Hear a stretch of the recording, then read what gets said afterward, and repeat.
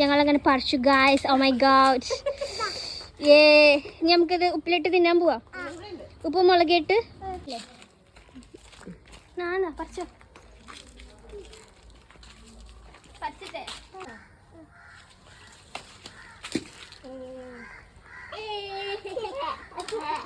പഠിച്ചെടുക്കാൻ കിട്ടുന്നില്ല.